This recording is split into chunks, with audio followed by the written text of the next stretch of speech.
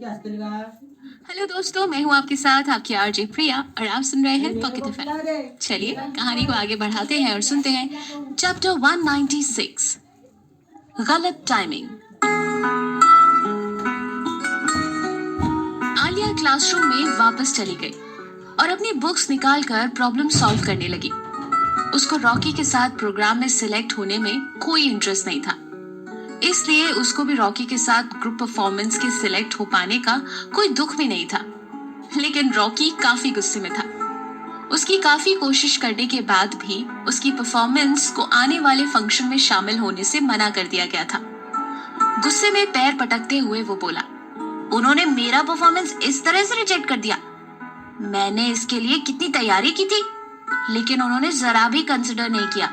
बल्कि मैंने उनके लिए न जाने कितने फेवर्स किए थे, लेकिन जब उनका मेरे लिए कुछ करने का टाइम आया तो उन्होंने मेरी जरा भी परवाह नहीं की। उनको खुद ही तो म्यूजिक और डांस की समझ नहीं, पता नहीं किसने उन लोगों को ज्यूरी पैनल में बिठा दिया। रॉकी रिजेक्ट होने के बाद काफी भड़का हुआ था। उसके भड़कने की असली वजह ये थी कि जब उसने ज्यूरी को अपना काफी बेहतर परफॉर्मेंस दिखाया, जिसकी उन्होंने काफी टाइम से प्रैक्टिस कर रखी थी, तो उन्होंने उसको बताया कि फंक्शन के सारे प्रोग्राम्स पहले से ही सिलेक्ट कर लिए गए हैं, बस एक ही प्रोग्राम और सिलेक्ट करने की पॉसिबिलिटी है। लेकिन फिर उसके प्रोग्राम की जगह शमिता का डांस नंबर सिलेक्ट कर लिया, वो भी सिर्फ इसलिए क्योंकि वो सेलिब्रिटी है। सुमन ने उसके कंधे पर हाथ रखकर उसको हौसला दिया और बोली, क्या तुम्हें पता है कि मैंने पहले ही तुम्हारे साथ ग्रुप परफॉर्मेंस के लिए मना क्यों किया था? क्योंकि मुझे पहले से ही पता था कि यही होने वाला है, और मुझे सब कुछ पता होते हुए भी जानबूझकर रिजेक्ट होने का कोई शौक नहीं है। तुम तो वैसे ही बड़े बेवकूफ हो। जो स्ट्रीट डांसर रोड पर अपना परफॉर्मेंस दिखाते ना, उनको भी डांस के बदले कुछ ना कुछ तो मिलता ही है, और तुम तो उल्टा उन्हीं को खुद पर हंसने के लिए पैसे दे आए हो। सुमन की इस तसल्ली से रॉकी का मूड शांत होने की बजाय उल्टा और भी भड़क गया। लेकिन वो सुमन से कभी नहीं भिड़ता था, इसलिए उसका ताना सुनकर वो और अपसेट हो गया। आलिया ने क्लास में बैठे बैठे तब तक 2 पेज कंप्लीट कर लिए थे। उसने ये 2 पेज बिना किसी की हेल्प के खुद से कंप्लीट करने पर अपने आप पर बहुत गर्व किया। जब सिद्धार्थ ने उसको ध्यान से क्रॉस चेक किया तो उसको वाकई उसकी इस काबिलियत पर बड़ा ही अफसोस हुआ। उसकी ताने से भरी आवाज ने आलिया के कॉन्फिडेंस की बैंड ही बजा दी। आलिया, मैंने तुम्हें इतना सिखाया, उसके बाद भी तुम्हारी एक्यूरेसी का ये हाल है? इससे अच्छा तुम्हें किसी बच्चे को सिखाता तो वो भी तुमसे अच्छा परफॉर्म करके दिखाता। उसका ताना सुनकर आलिया के माथे पर बल पड़ गए। उसने देखा उसकी कमी निकालकर सिद्धार्थ बड़े शान से उसके सामने वाली सीट पर बैठा। उसके चेहरे को देखकर लग रहा था जैसे वो जानबूझकर उसकी इंटेलिजेंस का मजाक उड़ा रहा हो। मैं जानती हूँ कि मैंने इतनी मिस्टेक नहीं की है, तुम सिर्फ मुझे चिढ़ाने के लिए ऐसा बोल रहे हो ना? आलिया ने किसी बच्ची की तरह पाउट बनाकर उससे शिकायत भरे लहजे में कहा। सिद्धार्थ उसकी बात सुनकर हल्का सा मुस्कुराया। फिर उसने उसको अपनी आंसर शीट दिखाते हुए कहा, मजाक मैं कर रहा हूँ या तुम कर रही हो? आलिया ने जब उसके आंसर्स से अपने आंसर्स मैच किए तो उसके माथे पर टेंशन की लकीरें उभर आई। लेकिन मैंने तो बहुत ज्यादा मेहनत करके ये सब सॉल्व किया था। रॉकी की वजह से मैंने आज ठीक से ब्रेकफास्ट भी नहीं किया। अब मैं इतना मुश्किल काम इतनी थकान में कैसे करूं? उसने बड़ी मासूमियत से कहा। उसकी मासूमियत देखकर सिद्धार्थ उसके सामने सीरियस चेहरा बनाकर बोला, आलिया, अगर सिर्फ थोड़ी सी कैलकुलेशन से तुम्हारा दिमाग इतना थक जाता है तो फिर तुम्हें सच में डॉक्टर की जरूरत है। उसकी बात सुनकर आलिया ने अपने भौं सिकोड़कर उसको कहा, जब तुम्हें खाली पेट इतना सारा काम करना पड़ेगा ना, तब तुम्हें पता चलेगा आए बड़े। ऐसी बात है। अच्छा, तो तुम ही बताओ, क्या खाकर तुम्हारे दिमाग की बत्ती चलेगी? समोसे? वो कहकर हंसने लगा। आलिया उसके कमेंट सुनकर समझ गई थी कि वो उसको स्नैक्स के लिए नहीं पूछ रहा, बल्कि जानबूझकर उसको एक कार्टून मोटू से डायरेक्ट कंपेयर कर रहा था। तभी रोहित भी क्लास में आ गया। ओह, क्या चल रहा है? कुछ नहीं, आलिया को कुछ खाने के लिए चाहिए, उसके दिमाग की बत्ती जलाने के लिए। सिद्धार्थ ने उसको एक बार फिर से टीज किया। वेल, ये बर्गर तो मैंने आधा खा लिया है। आई थिंक आधे बर्गर में तो तुम्हारा भला होगा नहीं, तो मैं कुछ और ले आता हूँ तुम्हारे लिए। Just wait. रोहित ने भी उसको मजाक में चिढ़ाते हुए उल्टे पैर वापस लौट गया। इससे पहले कि वो रोहित से कुछ कह पाती, वो फटाफट बाहर निकल गया। ये देखकर वो भड़क कर सिद्धार्थ से बोली, मुझे तुम्हारे स्नैक्स की कोई जरूरत नहीं है। मैं इतनी भी भुक्कड़ नहीं हूँ जितना तुम मुझे समझ रहे हो। बल्कि मुझे ठंड लग रही है, इसीलिए मैं कैलकुलेशंस पर फोकस नहीं कर पा रही थी। अब देखो ना, मैं नन्ही सी जान सिर्फ एक ब्लेजर ही तो पहने हूँ, तुम्हारी तरह डबल वार्म सूट थोड़ी।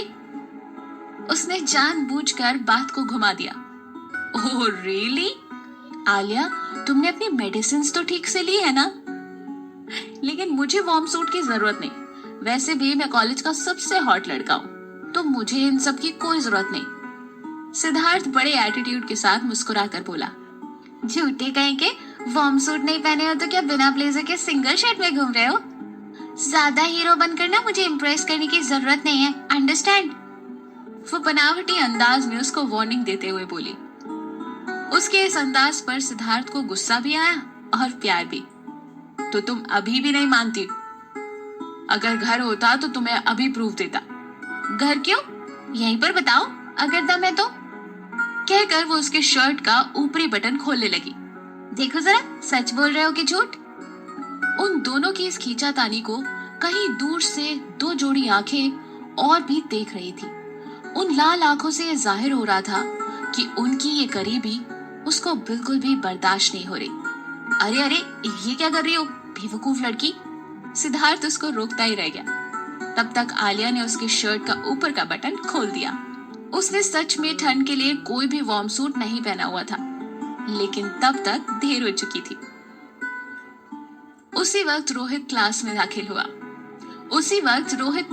दाखिल होते हुए बोला, और ये हाजिर है गर्मा गर्म चीज burger with white sauce and ओहो। इससे पहले कि वो कुछ कहता, अंदर का नजारा देखकर उसको लगा कि शायद वो गलत टाइम पर आ गया। सिद्धार्थ की शर्ट का ऊपरी बटन खुला था, जिसको आलिया ही खोल रही थी, और सिद्धार्थ उसको बंद करने की असफल कोशिश कर रहा था। डोंट वरी गाइस, मैंने कुछ नहीं देखा, यू गाइस कैरी ऑन। जब तक सिद्धार्थ उसको रोकता, तब तक वो जो बर्गर आलिया के लिए लाया था, उसी में से एक बाइट लेकर खाता हुआ बाहर निकल गया।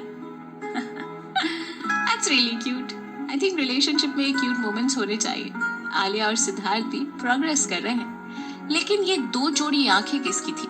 क्योंकि अब तो बहुत सारे दुश्मन हैं, अर्नब, शमिता और अब युवराज भी। जानेंगे अपने अगले एपिसोड में, ओनली ऑन पॉकेट एफएम, आपकी आरजे प्रिया के साथ। Stay tuned.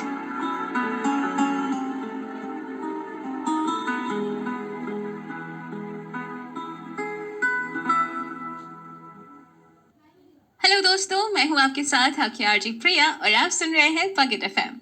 चलिए कहानी को आगे बढ़ाते हैं और जानते हैं आलिया और सिद्धार्थ की स्टोरी में ये क्यूट मोमेंट्स रहने वाले हैं या फिर कुछ बवाल बस तैयारी है। चैप्टर 197, अर्नब का जुनून। सत्यानाश, टेढ़ा गर्ग। सिद्धार्थ ने माथे पर हाथ मारते हुए बोला, रोहित पता नहीं क्या क्या समझेगा। सब तुम्हारी वजह से हुआ है ये, यू फूल। मेरी नहीं, तुम्हारी गलती है। जब मैंने पहले पूछा था तब तुमने क्यों नहीं बताया था? अब जाओ, जाकर समझाओ उसको कि वो जो समझ रहा है वैसा कुछ नहीं है।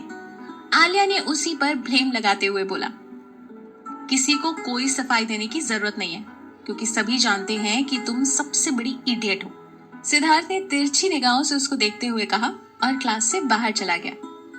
लंच ब्रेक में उसके बाकी फ्रेंड्स और सिद्धार्थ जब क्लास में नहीं थे, तब नेहा कुछ लड़कियों के साथ आलिया के पास आई और बोली, अदिति और जसमीत यहाँ नहीं है, तो आजकल तुम ज्यादा ही इतराने लगी हो। लगता है तुम फिर से अपनी औकात भूल गई हो आलिया। आलिया ने देखा कि उन लड़कियों के सपोर्ट के साथ नेहा कुछ ज्यादा ही कॉन्फिडेंट लग रही थी। इस वक्त भी आलिया के साथ सिद्धार्थ या उसके दोस्त सुमन या रॉकी नहीं थे, लेकिन फिर भी उसके चेहरे पर डर का नामो निशान तक नहीं था। पिछली बार जो वो अकेले ही अदिति और जसमीत से भिड़ गई थी, उसने उसको काफी कॉन्फिडेंस दे दिया था। ऐसा कॉन्फिडेंस जो अब टूटने वाला नहीं था, चाहे उसके सामने 2 हो या 10। आलिया ने भी नेहा की तरफ लापरवाही से देखते हुए कहा, अगर मुझे खुश देखकर तुम्हें इतनी प्रॉब्लम हो रही है तो आई एम सॉरी, मैं कुछ नहीं कह सकती। ये तुम दोनों बहनों की खानदानी प्रॉब्लम है। अपनी फैमिली के बारे में ऐसा सुनकर नेहा गुस्से से अपने दांत पीसते हुए बोली, 2 कौड़ी की लड़की तेरी इतनी औकात कि तुम मेरी फैमिली के बारे में कहेगी, वो भी मेरे ही सामने। लगता है तेरी जिंदगी के दिन अब कुछ कम ही रह गए। नेहा की जगह अगर अदिति या जसमीत होती तो उनसे अपना गुस्सा बर्दाश्त नहीं होता और वो वहीं क्लासरूम में उससे भिड़ जाती। लेकिन नेहा उन दोनों की तरह नहीं थी। वो गुस्से में जोश से ज्यादा होश से काम लेती थी। यही वजह थी कि अदिति और जसमीत के ग्रुप में होने के बावजूद वो आज एक्सेल कॉलेज में ही मौजूद थी। वो ताकत में भले ही उन दोनों से कम हो, लेकिन दिमाग में उन दोनों से कहीं आगे, और सिर्फ उन दोनों से ही नहीं बल्कि अपनी बहन शमिता से भी ज्यादा शातिर थी। तुम मुझसे बच नहीं सकती आलिया, आज नहीं तो कल कभी ना कभी तो तुम मेरे निशाने पर आओगी ही।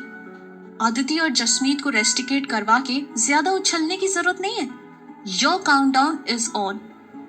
वो एक चुटकी बजाकर आलिया को धमकी भरे अंदाज में आंखें तरेर के बोली, लेकिन आलिया को उसकी धमकी से जरा भी फर्क नहीं पड़ा और वो भी ज्यादा मुस्कुराकर अपनी बुक समेटते हुए उनसे बोली, no no no no no no no no, let me tell you one thing miss Neha, उस अदिति और जसमीत से तो मैंने अपना बदला ले लिया, लेकिन तुम किसी तरह बच गई थी। जल्द ही मैं तुमसे भी निपट लूंगी। वो अच्छी तरह से जानती थी कि उसके आसपास अभी कुछ लोग मौजूद थे जो हमेशा से ही आलिया को अपनी रास्ते का कांटा मानते थे। लेकिन उस दिन के बाद से आलिया ने भी कसम खा ली थी कि वो अब किसी के भी सामने बेचारी बनकर नहीं रहेगी। नेहा को भी आलिया के ऐसे तीखे जवाब की उम्मीद नहीं थी। वो अभी भी उसको वही पुरानी आलिया समझ रही थी, लेकिन अब वो ये जान चुकी थी कि अब इसमें काफी बदलाव आ चुका है। अब ये वो आलिया नहीं है। इसलिए मौके की नजाकत को समझते हुए वो वहां से चली गई और ये डिसाइड कर लिया कि उस पर अटैक करने से पहले फुल प्रूफ होना बहुत जरूरी है, वरना एक गलती की वजह से उसका भी वही हाल हो सकता है जो अदिति और जसमीत का हुआ था। वो तभी तक सेफ है जब तक उसके खिलाफ कोई सबूत नहीं है। इसलिए वो और कोई बहस न करते हुए अब चुप हो गई थी। उसको खामोश देखकर उसके साथ खड़ी बाकी लड़कियां भी चुप हो गई। वहीं नेहा को खामोश देखकर आलिया उसको हरा हुआ मानकर बड़े कॉन्फिडेंस से सिर ऊपर उठाकर उसके सामने से निकल गई। लेकिन उसको कमजोर या हारा हुआ समझना आलिया की बड़ी भूल थी, जिसकी कीमत उसको बाद में चुकानी पड़ सकती थी। अचानक एक मजबूत हाथ ने उसकी एक बाह को कसकर पकड़ा और अपनी तरफ खींच लिया। इस तरह खींचे जाने पर वो बुरी तरह से हड़बड़ा गई। उसने चौंक कर देखा तो वो कोई और नहीं बल्कि अर्नब ही था। अर्नब, तुम ये क्या कर रहे हो? छोड़ो मुझे। वो उसकी उस हरकत पर भड़कते हुए बोली। आलिया उसकी पकड़ से छूटने की पूरी कोशिश कर रही थी, लेकिन उसकी मजबूत पकड़ के आगे उसकी छटपटाहट कोई मायने नहीं रखती थी। वैसे भी अर्नब फिजिकली उससे कहीं ज्यादा मजबूत था और आसानी से उसके हाथ को जबरदस्ती खींचकर वो एकेडमिक ब्लॉक के बाहर ले गया। आलिया ने अर्नब की बाह पर कई बार नाखून मारे, यहाँ तक कि उसने झुंझलाहट में उसके हाथ पर काट भी लिया ताकि वो उसका हाथ छोड़ दे। लेकिन हाथ छोड़ना तो दूर, उसने जरा सा उफ तक नहीं किया और चेहरे पर सख्त एक्सप्रेशन देते हुए उसको पूरी तरह से इग्नोर कर दिया और उसको जबरदस्ती अपने पीछे खींचते हुए म्यूजिक रूम तक ले गया और दरवाजे पर एक जोरदार किक मारकर उसको खोल दिया और उसको खींचकर अंदर तक लाकर पियानो पर धकेल दिया। अपना बैलेंस संभालते हुए आलिया ने पियानो के कीज पर एक झटके से अपने दोनों हाथ रखे और एक तेज कर्कश आवाज पूरे हॉल में गूंज गई। आज म्यूजिक का टर्न न होने की वजह से म्यूजिक हॉल पूरी तरह से खाली पड़ा था। शायद ये बात अर्नब जानता था, इसलिए वो उसको वहां पर लेकर आया था। आलिया फौरन उस पर भड़क कर बोली, अर्नब, तुम अब पूरे पागल हो चुके हो क्या? ये क्या बदतमीजी है? बदतमीजी? रियली? ऐसे हाथ पकड़ना बदतमीजी होती है? शायद ऐसे खींच कर लाना बदतमीजी है। हो सकता है कि इस तरह जबरदस्ती करना बदतमीजी है। सॉरी, मुझे पता नहीं था। वैसे अब तक तो मुझे यही लगता था कि पब्लिक प्लेस पर किसी लड़के के बटन खोलना वो बदतमीजी होती है। अर्नब ने दांत पीसते हुए बोला। इस बार अर्नब थोड़ा ज्यादा ही भड़का हुआ लग रहा है। क्या लगता है आपको, क्या होने वाला है? चलिए जानते हैं अपने अगले एपिसोड में, ओनली ऑन पॉकेट एफएम, आपकी आरजे प्रिया के साथ।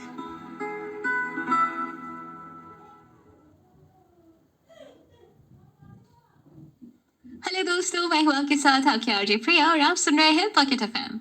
आइए कहानी को आगे बढ़ाते हैं और सुनते हैं चैप्टर 198, जस्ट गो अवे।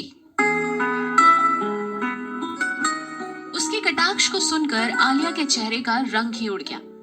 वो सोचने लगी कि उस वक्त तो अचानक से रोहित आ गया था, तो फिर इसको कैसे पता चल गया? क्या इसको रोहित ने बताया? आलिया के रंग उड़े चेहरे को देखकर अर्नब दांत पीस कर बोला, आखिर एक दूसरे के लिए इतनी करीबी दिखाकर तुम दोनों क्या साबित करना चाहते हो? यही कि दोनों एक दूसरे से प्यार करते हो, लैला मजनू बन चुके हो। आलिया वैसे तो इस अचानक हमले से हैरान थी, लेकिन फिर तुरंत ही उस पर पलटवार करते हुए बोली, ये मेरा और सिद्धार्थ का पर्सनल मामला है, तुम होते कौन है बीच में इंटरफेयर करने वाले? क्यों, तुम तो उसका वार्म सूट चेक करना चाहती थी ना, लेकिन उसने तुम्हें छिड़क दिया, और देख लेना बाद में भी वो इसी बात को लेकर तुम्हें कई बार ताना मारेगा और ना जाने कितनी बार शर्मिंदा भी कर देगा। बट बिलीव मी, मैं ऐसा नहीं करने वाला। तुम मुझे चेक कर लो, सिद्धार्थ की तरह मैं तुम्हारी इस हरकत पर बिल्कुल बुरा नहीं मानूंगा। कहकर वो भी अपनी शर्ट का बटन खोलने लगा।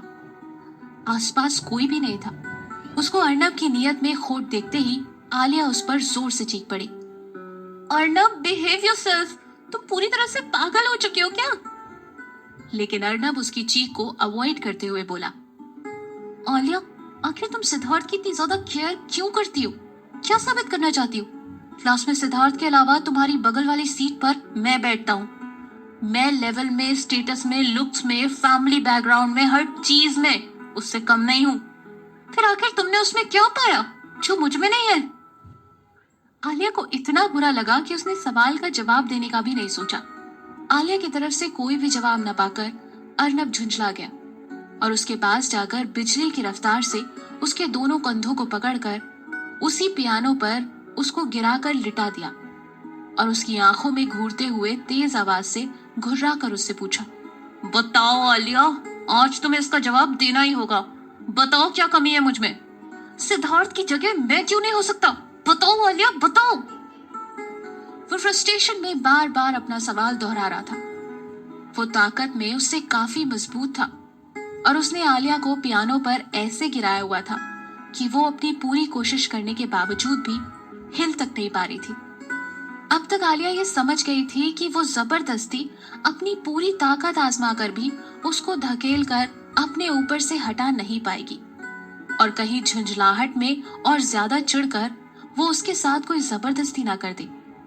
वो तो अपना बचाव तक नहीं कर पाएगी और जब तक सिद्धार्थ को या किसी टीचर तक कंप्लेन पहुंचेगी तब तक कहीं देर ना हो जाए। इसलिए उसने सोचा कि यहाँ ताकत काम नहीं करेगी बल्कि दिमाग लगाना पड़ेगा। ये सोचते ही आलिया ने अब उसका प्रतिरोध करना बंद कर दिया और खुद को उसकी बाहों में ढीला छोड़ दिया और चेहरे के एक्सप्रेशन भी बिल्कुल नॉर्मल कर लिए। उसमें ऐसा बदलाव देखकर एक पल के लिए अर्नब भी ठिठक गया। जिस तरह से चीखते हुए और उस पर भड़कते हुए आलिया उससे बात कर रही थी, अब उसके बिल्कुल ऑपोजिट उसकी टोन थोड़ी सी डाउन हो गई थी। अर्नब, मेरी बात सुनो, मैं सिद्धार्थ को डेट करती हूँ, वो मुझे पसंद करता है और मैं उसको पसंद करती हूँ। अगर मैं उसको डेट करने के साथ साथ तुम्हारे साथ भी इन्वॉल्व हो जाऊंगी तो मुझे क्या कहा जाएगा?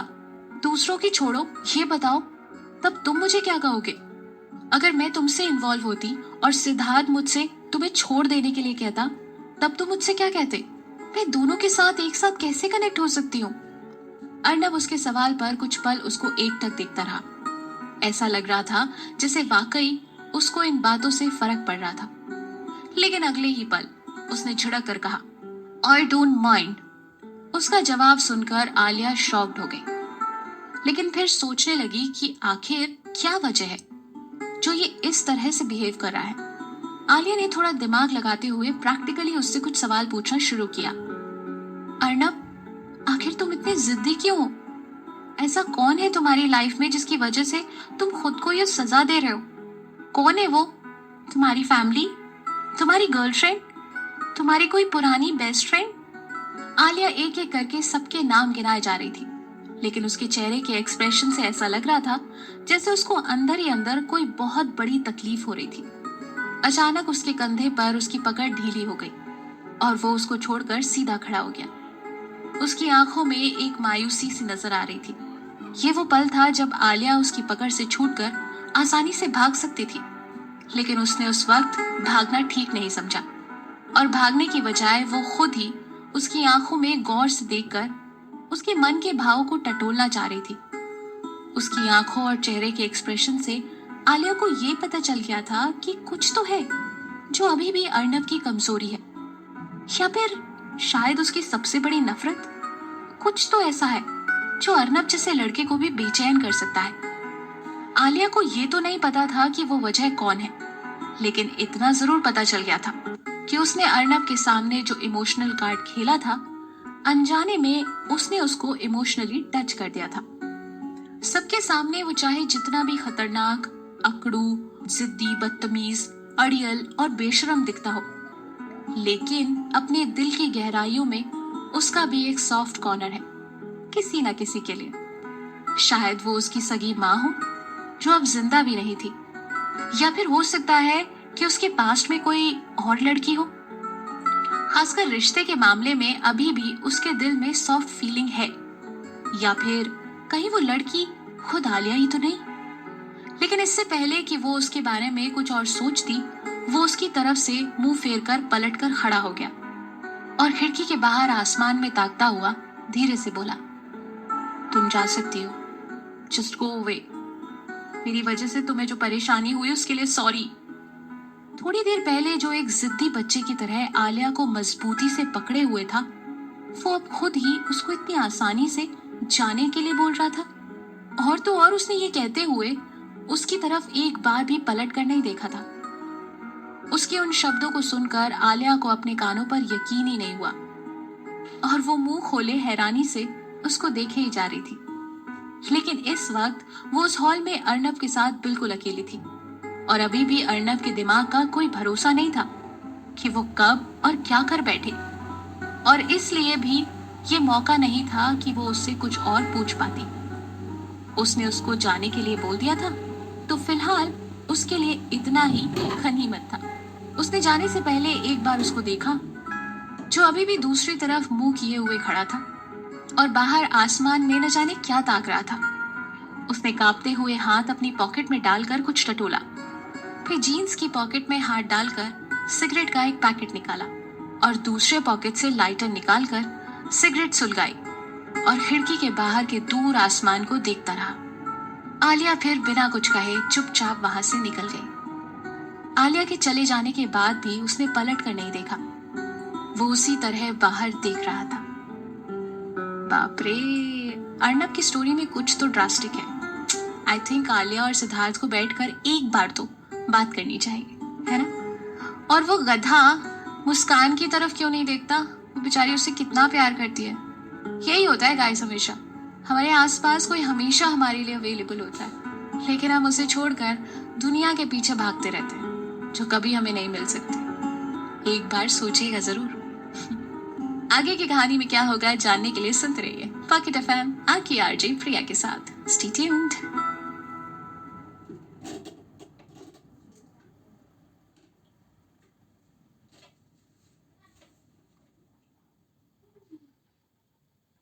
हेलो दोस्तों, मैं हूँ आपके साथ आपकी आरजे प्रिया और आप सुन रहे हैं पॉकेट एफएम। आइए कहानी को आगे बढ़ाते हैं और सुनते हैं चैप्टर 199, लुक्का छुपी। आलिया म्यूजिक हॉल से निकलकर एकेडमिक ब्लॉक की तरफ जाने के लिए तेज कदमों से आगे बढ़ती जा रही थी कि तभी उसको एक लंबे कद का शख्स उसकी तरफ आता हुआ दिखाई दिया। धूप काफी हल्की थी और इस सर्दी के मौसम में चलती हुई सर्द हवा के झोंकों में वो गुनगुनी धूप बहुत राहत दे रही थी। रोशनी की तरफ चलते हुए उसके होंठ सिकुड़ रहे थे, जिनको देखकर ऐसा लग रहा था जैसे कि वो काफी गुस्से में था। उसकी झलक देखते ही आलिया का दिल धक से रह गया। उस शख्स ने आलिया को देखकर अपनी आंखें सिकोड़कर छोटी सी कर ली, जैसे आसपास की सब चीजें छोड़कर उसका सारा फोकस बस आलिया पर ही था। लंबे लंबे कदमों में वो उसके नजदीक आया और उसकी छोटी सी नाजुक सी कलाई को पकड़कर उससे पूछा, कहाँ ले गया था वो तुम्हें? उसने बिना कोई नाम लिए आलिया से पूछा, लेकिन उसका इशारा अर्नब की तरफ ही था। आलिया ने भी म्यूजिक हॉल की तरफ देखते हुए इशारा कर दिया, जो कि वहां से ज्यादा दूर नहीं था। सिद्धार्थ की आंखों की पुतलियां भी सिकुड़ गई। उसकी बाह को पकड़कर वो उसको जबरदस्ती क्लास की तरफ ले जाने लगा। तभी उसकी नजर आलिया की गर्दन के पास एक निशान पर पड़ी। उसके गोरे कंधे पर हल्के गुलाबी रंग का वो निशान अलग ही नजर आ रहा था, जिसके कई मतलब निकल रहे थे। ये क्या है? सिद्धार्थ ने बड़ी ही खराब मूड में पूछा। ये तो मेरी गर्दन पर एक कीड़े ने काट लिया था, आलिया ने बड़ी ही सरल तरीके से जवाब दिया। लेकिन उसका जवाब सुनकर सिद्धार्थ के दोनों हाथों की मुट्ठियां कस गई और दांत पीस कर वो बोला, मुझे अच्छी तरह से पता है कि तुम्हें किस कीड़े ने काटा है। जिस तरह से सिद्धार्थ ने कहा, आलिया फौरन समझ गई कि सिद्धार्थ उसकी बात का गलत मतलब समझ गया था। वैसे तो आलिया ने येलो कलर का एक प्लोवर पहन रखा था, जिससे वो निशान पहले नजर नहीं आ रहा था, लेकिन अर्नब के साथ उस झड़प में वो निशान अब बिल्कुल साफ नजर आ रहा था। ये देखकर सिद्धार्थ का मूड काफी खराब हो गया, लेकिन अभी भी वो बिल्कुल भावहीन चेहरा बनाकर हल्की सी मुस्कुराहट अपने चेहरे पर ले आया। अर्नब के उसको जबरदस्ती म्यूजिक हॉल में ले जाकर, जबकि उसको ये बात अच्छी तरह से पता थी कि आज म्यूजिक का टर्न नहीं था, तो आज वहां पर कोई भी नहीं होगा। वहां उसने आलिया के साथ जबरदस्ती की, जिसके दो सबूत बिल्कुल साफ नजर आ रहे थे। एक तो आलिया के अस्त व्यस्त कपड़े और उसकी हालत, जो ये साफ बता रही थी कि अर्नब की उसके साथ झड़प हुई थी, और दूसरा ये कि अर्नब ने उसको जबरदस्ती एक लव बाइट दिया, जो उसकी गर्दन के पास के दाएं कंधे पर बिल्कुल साफ दिख रहा था। आलिया ये देखकर डर गई कि कहीं सिद्धार्थ फिर से गुस्से में आकर कोई उल्टा सीधा कदम ना उठा ले, क्योंकि वो अर्नब के साथ ही साथ सिद्धार्थ के गुस्से को भी अच्छी तरह से जानती थी। वो समझ गई थी कि वो क्या कहेगा, इसलिए पहले ही बोल दी, सिद्धार्थ, मेरी बात का यकीन करो, मैं सच कह रही हूँ, ये कोई लव बाइट नहीं है। कल रात को सोते टाइम में कीड़े ने आकर मेरी गर्दन पर काट लिया था, और ये रैशेज उसी की वजह से। मैंने स्क्रैच कर लिया था ना, इसीलिए ये उसी का निशान है। इसको तुम प्लीज गलत मत समझना। सिद्धार्थ ने उसकी तरफ ऐसे देखा कि जैसे वो समझ ही नहीं पा रहा था या उसके इस एक्सप्लेनेशन को जरा सा भी समझ रहा है या नहीं। आलिया का दिल डूबने लगा। आखिर में उसको इस बात का यकीन हो गया था कि उसने आलिया की बात पर जरा भी भरोसा नहीं किया, क्योंकि उसके एक्सप्लेनेशन का उस पर कोई असर नहीं दिख रहा था। तभी उसको कॉलेज प्रिंसिपल की आवाज सीढ़ियों के ऊपर से आती हुई सुनाई दी। वो सभी क्लासेस के लिए अपने रूटीन राउंड पर निकले थे। इत्तेफाक से अभी तक उनकी नजर आलिया और सिद्धार्थ पर नहीं पड़ी थी, लेकिन सीढ़ियों से उतरकर वो इसी तरफ आ रहे थे। ये देखकर आलिया की हालत और भी खराब हो गई। वो जल्दी से सिद्धार्थ का हाथ पकड़कर खींचती हुई बोली, प्लीज सिद्धार्थ, जल्दी निकलो यहाँ से। सुना नहीं तुमने? प्रिंसिपल इसी तरफ आ रहे हैं। अगर उन्होंने यहाँ हम दोनों को एक साथ क्लास के बाहर देख लिया तो हंगामा हो जाएगा। प्लीज सिद्धार्थ, प्लीज चलो ना यहाँ से। उसकी आवाज में घबराहट बिल्कुल साफ महसूस हो रही थी, लेकिन सिद्धार्थ बिना किसी टेंशन के उसकी आंखों में तैरते हुए उस डर को देख रहा था, क्योंकि उसको उस डर से कुछ भी लेना देना नहीं था, बल्कि उल्टा उसको तो उसकी ये हड़बड़ी देखकर हंसी आ रही थी।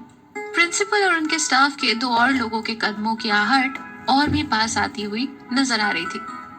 अचानक सिद्धार्थ ने उसकी कलाई पकड़ी और उसको खींचकर जल्दी से किसी क्लास में जाने की बजाय सीढ़ियों के नीचे बने जनरेटर रूम में अंदर ले गया और उसके होठों पर उंगलियां रखकर उसको चुप रहने के लिए इशारा किया। आलिया वहां कभी नहीं जाती, लेकिन प्रिंसिपल से डर की वजह से उसको उसके अंदर जाना पड़ा, क्योंकि इतना वक्त नहीं था कि अब वो वहां से जल्दी से भागकर क्लास में जा पाती। अगर वो ऐसा करती तो प्रिंसिपल की नजर उन दोनों पर जरूर पड़ जाती। अगर वो उसके घर पर सिद्धार्थ को लेकर कंप्लेंट सेंड कर देते तो हो सकता है कि उसका भाई कार्तिक उसको शायद फिर से कॉलेज ना भेजेगा और उसकी स्टडीज भी छूट जाती। वो इन सब बातों को लेकर किसी भी एकेडमिक या एडमिनिस्ट्रेटिव स्टाफ के सामने नहीं आना चाहती थी, इसलिए फिलहाल उसने खुद ही चुप रहने में ही भलाई समझी। लेकिन सिद्धार्थ को शायद उन बातों से कोई फर्क नहीं पड़ता था। उसको अगर फर्क पड़ता था तो सिर्फ इस बात से कि अर्नब ने आलिया को छुआ भी तो कैसे, और छूना तो दूर, उसकी इतनी हिम्मत बढ़ गई कि उसने आलिया के गर्दन पर लव बाइट दे दिया, और वो भी जबरदस्ती। उसको इस बात को लेकर बड़ा गुस्सा आ रहा था, इसलिए उसने एक झटके से आलिया की दोनों बाहों को मजबूती से पकड़कर दीवार से सटा दिया और उसकी आंखों में सच्चाई को देखने की कोशिश करने लगा। लेकिन आलिया के होठों के साथ साथ उसकी आंखों में भी सच्चाई झलक रही थी, और आंखें कभी झूठ नहीं बोलती। ये बात साबित हो गई थी कि वो सच बोल रही थी। अर्नब ने उसके साथ कोई जबरदस्ती नहीं की थी। मैं कह रही हूँ ना, तुम्हें बस गलतफहमी हो रही है। वो मुझे जबरदस्ती ले जरूर गया था, लेकिन उसने मेरे साथ कोई जबरदस्ती नहीं की। लेकिन सिद्धार्थ ने ऐसा दिखाया जैसे उसको इस बात पर अभी भी यकीन नहीं हो रहा था। उसने उसकी आंखों में झांकते हुए कहा, मुझे बेवकूफ बनाने की जरूरत नहीं है। मैं जानता हूँ कि उसने तुम्हारी गर्दन पर न सिर्फ किस किया, बल्कि मुझे जलाने के लिए लव बाइट भी दिया है, ताकि वो मुझे उकसा सके। यही बात है ना? उफ, मैं इतनी देर से समझा रही हूँ और सच बोल रही हूँ, लेकिन तुम्हें मेरी बात पे यकीन ही नहीं हो रहा है। अब तुम ही बताओ, तुम्हें सच्चाई का यकीन दिलाने के लिए मुझे क्या करना होगा? आलिया झुंझला गई, लेकिन उसने ज्यादा तेज आवाज में नहीं कहा, क्योंकि प्रिंसिपल और उनके साथ ही बाकी लोग अभी नीचे उतरे ही थे और उनकी कदमों की आहट आसपास ही सुनाई दे रही थी। आलिया के सवाल पर अब सिद्धार्थ के होठों पर हल्की सी मुस्कुराहट आ गई। उसने मुस्कुराते हुए धीरे से उससे कहा, तुम सच बोल रही हो? ये पता लगाने का एक ही तरीका है। कौन सा तरीका? आलिया ने फौरन पूछा। सिद्धार्थ मुस्कुराया और धीरे से बोला, जैसा ये लव बाइट का निशान है, बिल्कुल उसी तरह मैं तुम्हारे दूसरे कंधे पर एक और लव बाइट देता हूँ। फिर दोनों निशान को मैच करके ये पता चलेगा कि अर्नब ने जबरदस्ती तुम्हें लव बाइट दिया है या फिर ये सच में किसी कीड़े के काटने का निशान है। ओके, उप्स। क्या बात है, सिद्धार्थ रोमांटिक हो रहा है। आगे जानेंगे क्या ये लव बाइट पॉसिबल है, ओनली ऑन पॉकेट एफएम, आपके आरजे प्रिया के साथ। Stay tuned.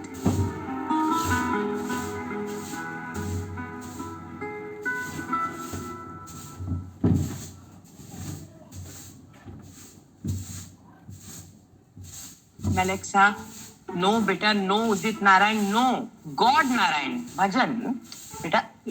This is so funny. चुपके से वीडियो ले लो क्या? अब पड़ मारूंगी। Play Pushpa 2 song.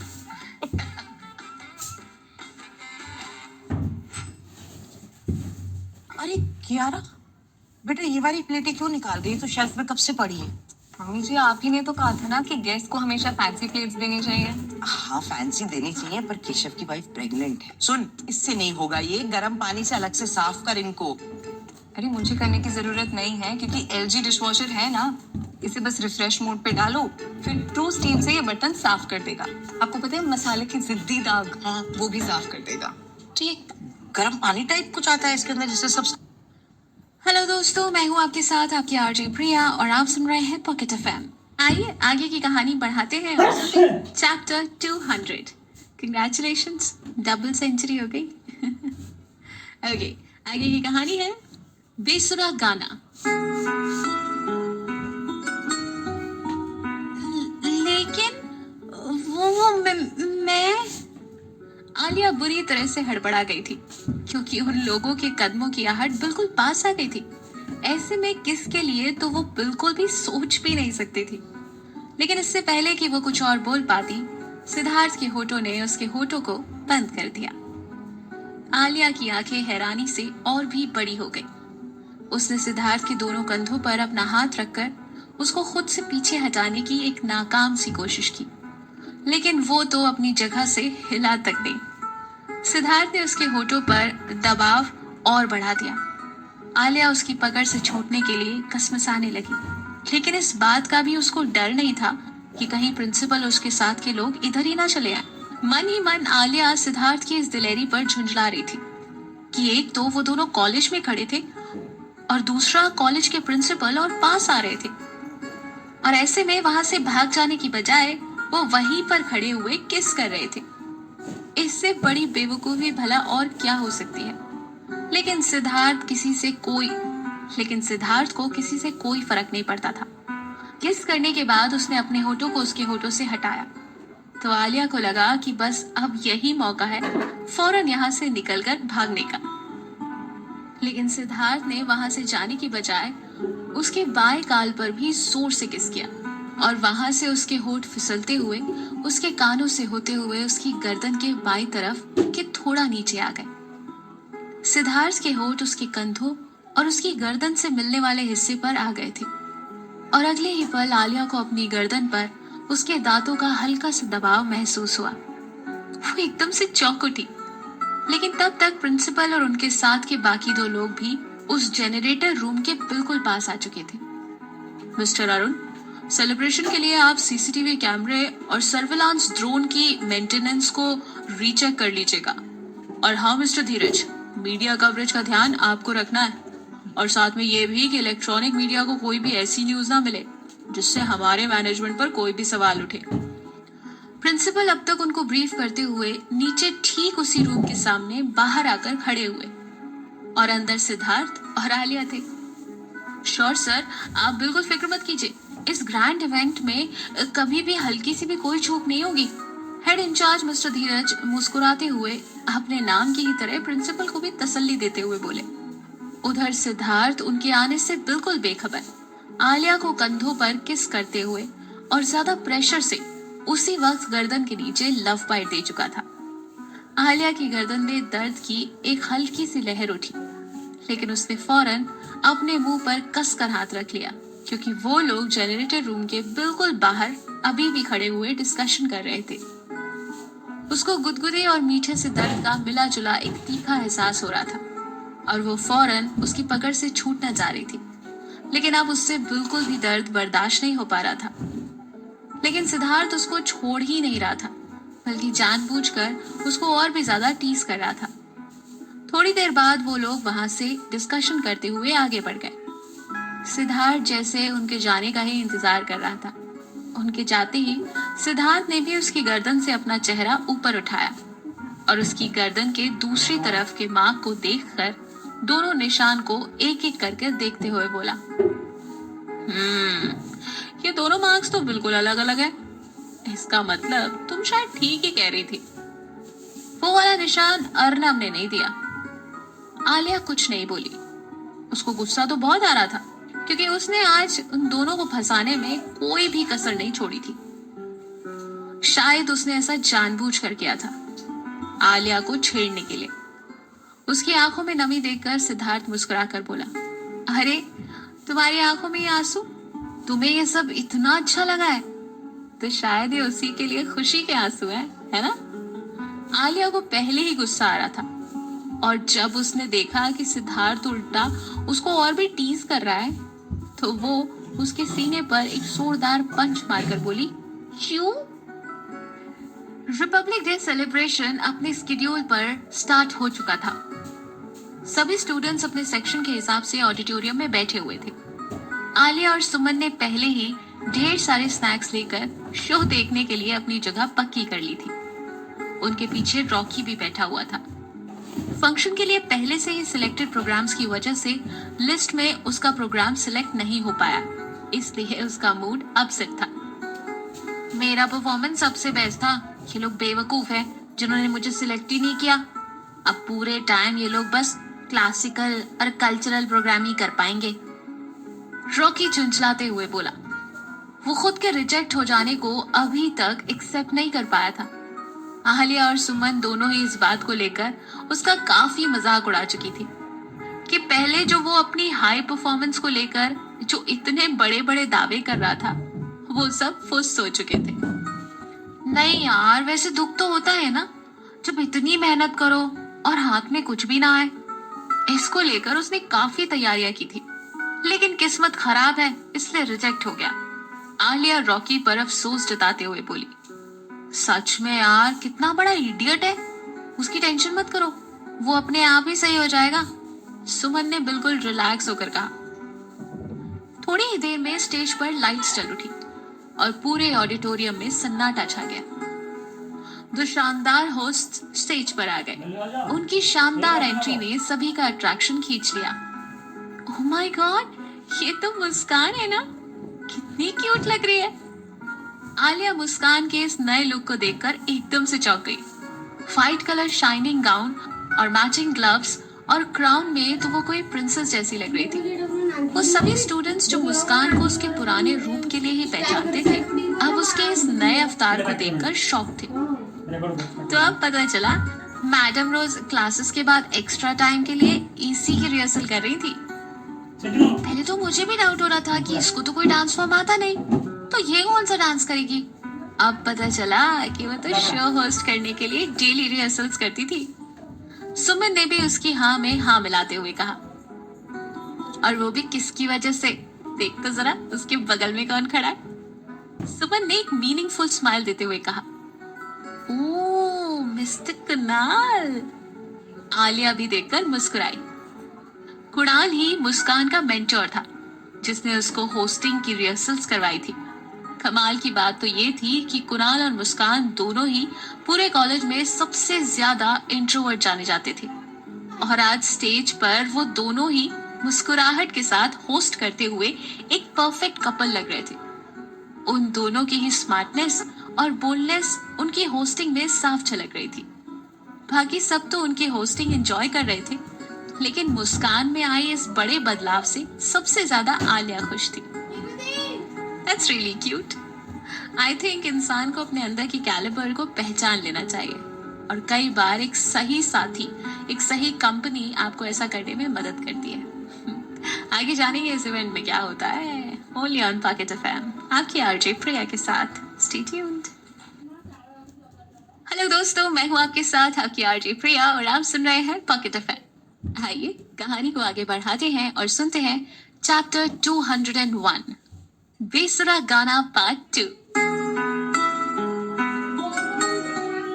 आलिया हमेशा से यही चाहती थी कि मुस्कान अपनी उस टाइप्ड इमेज से बाहर निकले, लेकिन वो हमेशा मुस्कुराकर उसकी बात टाल दिया करती थी।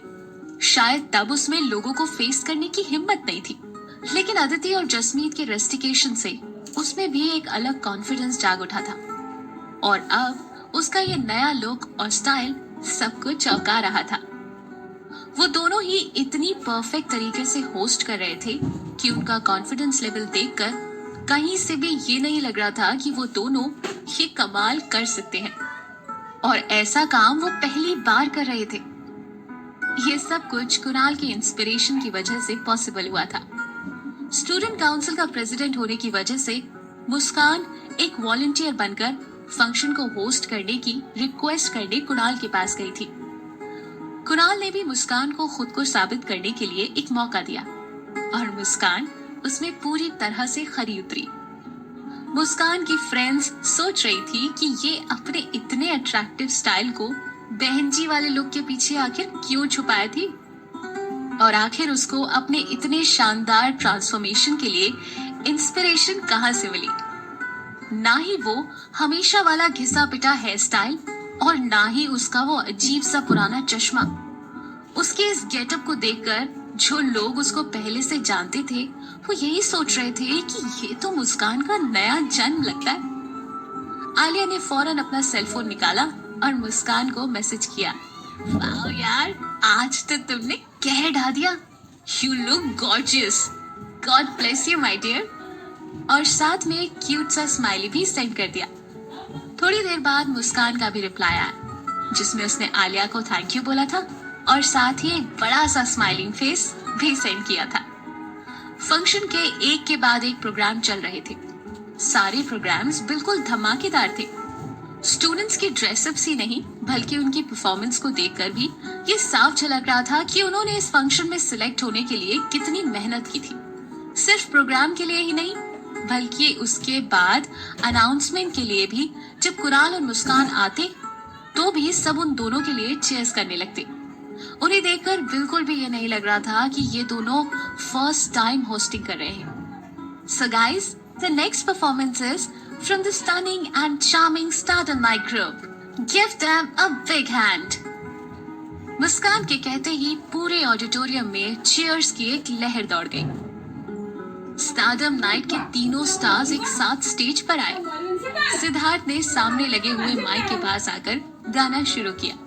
उसके एक तरफ ईशान जो कि इलेक्ट्रिक गिटार के साथ था और रोहित बेस गिटार के साथ जबरदस्त तरीके से परफॉर्म करना स्टार्ट कर चुके थे। उनकी परफॉर्मेंस की रिदम के साथ साथ बाकी पूरी ऑडियंस भी साथ में गाते हुए झूम रही थी। उनके गाने के साथ साथ आलिया ने खुश होकर सुर में सुर मिलाना और गाना शुरू कर दिया। शट अप यू फूल, अपना बेसुरा गाना बंद कर, स्टारडम नाइट को गाने दे यार, बीच में डिस्टर्ब मत कर। सुमन ने डांट कर आलिया को गाने से चुप कराते हुए कहा।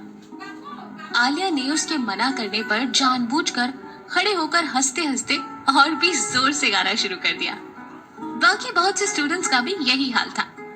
उनके लिए तो ये एक तरह के स्टारडम नाइट का लाइव इन कॉन्सर्ट ही था, जिसको वो सभी लोग फ्री में एंजॉय कर रहे थे। लास्ट सॉन्ग के खत्म होते ही उन लोगों ने सिर झुकाकर सबसे इतने प्यार से शुक्रिया अदा किया और स्टेज से नीचे उतर गए। कुछ ही मिनट बाद कुणाल और मुस्कान दोबारा स्टेज पर आए। सबको यही लगा कि सारा प्रोग्राम खत्म हो गया और अब ये दोनों फंक्शन को वाइंड अप करेंगे। लेकिन एक नया सरप्राइज देते हुए लास्ट परफॉर्मेंस का अनाउंसमेंट किया। थोड़ी ही देर में स्टेज पर धुआं छा गया और मेन लाइट्स ऑफ हो गई। उनकी जगह ग्रीन लेजर लाइट्स जलने लगी। मेन लाइट्स न जलने की वजह से लोग अभी भी नहीं पहचान पा रहे थे कि ये दोनों कौन हैं। अचानक जैसे ही romantic tune the call of love background में बजी, सभी लोगों ने जबरदस्त चीयर किया। कुछ तो खुशी के मारे चीखने लगे। इस फेमस सिग्नेचर ट्यून को सब पहचानते थे और सब समझ गए थे कि स्टेज पर परफॉर्मर कौन है। तभी अगले ही पल दोनों ही परफॉर्मर्स ने अपना अपना मास्क उतार दिया।